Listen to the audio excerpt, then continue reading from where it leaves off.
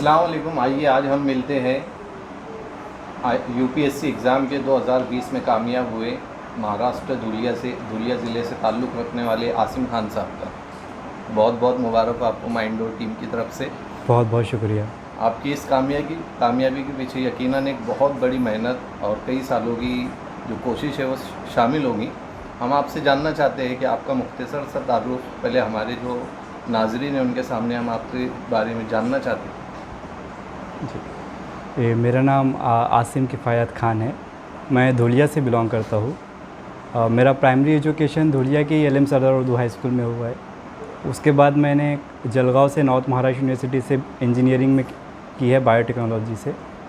उसके बाद 2015 से मैं यूपीएससी के लिए प्रिपेयर कर रहा था।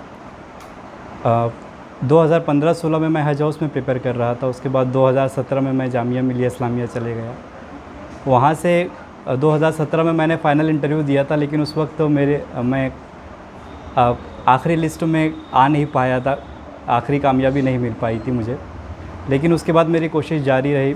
उसके बाद 2018 में मैंने फिर से मेंस लिखा, लेकिन क्वालिफ़ाई नहीं कर पाया। लेकिन अल्हम्दुलिल्लाह इस बार फ़ाइनल सिलेक्शन मेरा ऑल इंडिया रैंक 558 आया है 2020 में। बहुत बहुत मुबारक हो आपको दोबारा से। हमारी पूरी माइंडोर टीम्स और धुलिया के जितने भी अफराद हैं जो इस कोशिश में लगे हुए, उनकी तरफ से आपको बहुत बहुत मुबारक हो। आपके घर के जो भी वालिदैन हैं, भाई बहन हैं, आप सभी को हमारी तरफ से बहुत बहुत मुबारक हो।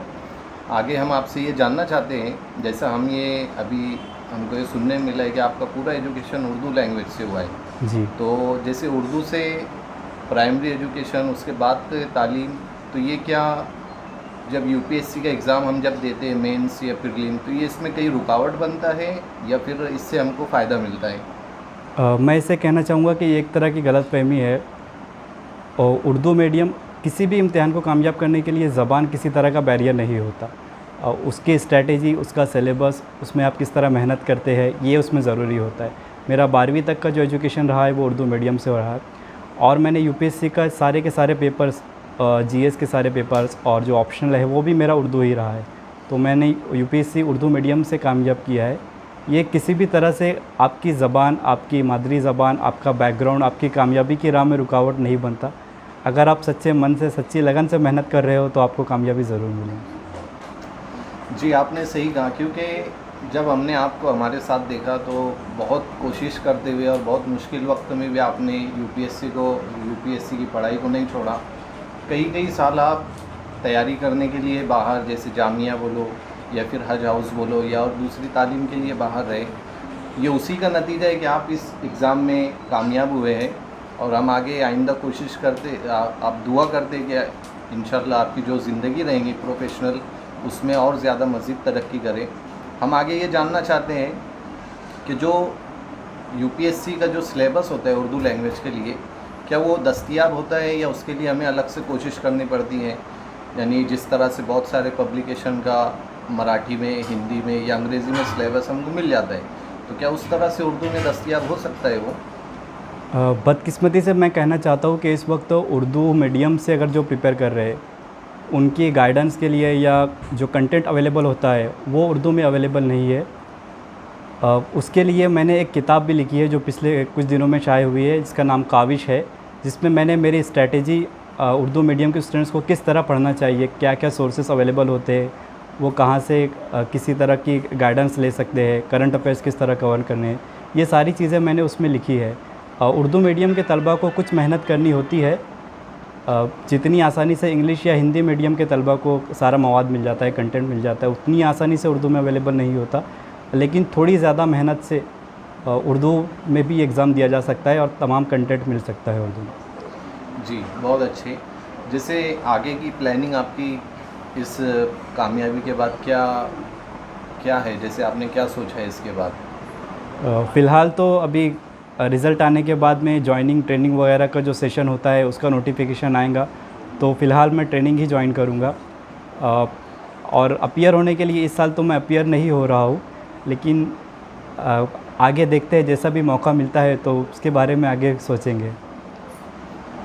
इतने साल की मेहनत के बाद कभी ऐसा लगा कि अब ये पेशे को छोड़ देना चाहिए? क्योंकि मुसलसल कोशिश के बाद जैसे अभी आपने शुरुआत में कहा कि एक बार आप मेंस क्वालिफाई किए लेकिन इंटरव्यू में जो कामयाबी मिलना चाहिए थी वो नहीं मिल सकी, तो उसके बाद कई ऐसा आपके जहन पर ये दबाव आया कि अब ये रास्ता छोड़ देना चाहिए, या इस तरह की कोई जहनी या जिसको बोलेंगे एक बर्डन था जहन के ऊपर कि अब ये इसमें कामयाबी नहीं मिल रही तो रास्ता चेंज कर लेते हैं?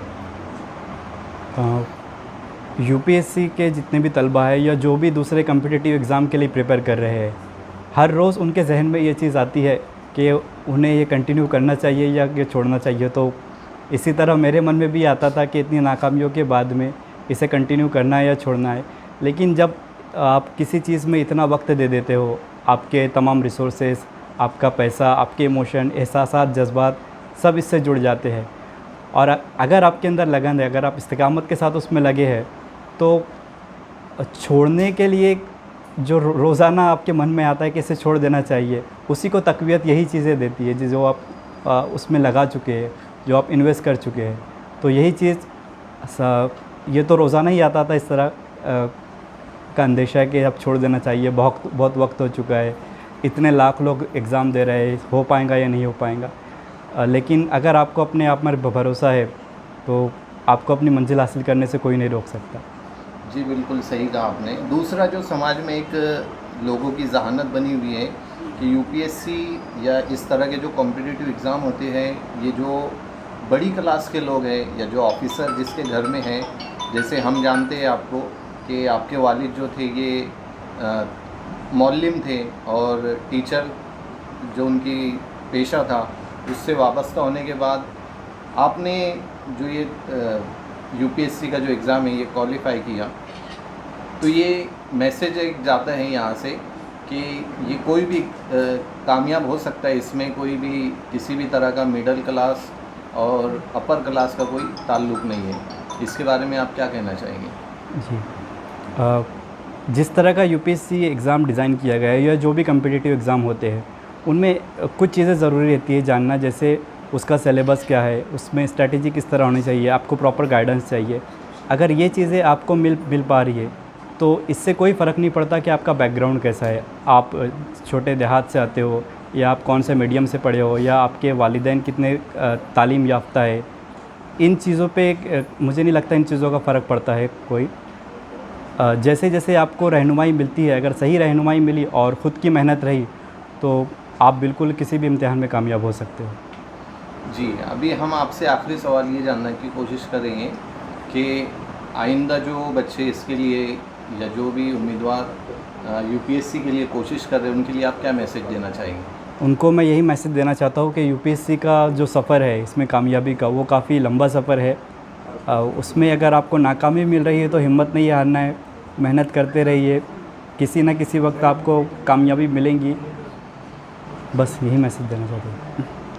तो दोस्तों, ये थे यूपीएससी यानी यूनियन पब्लिक सर्विस इस एग्ज़ाम को पास करने वाले आसिम खान साहब, जिनकी रैंकिंग 558 आई है।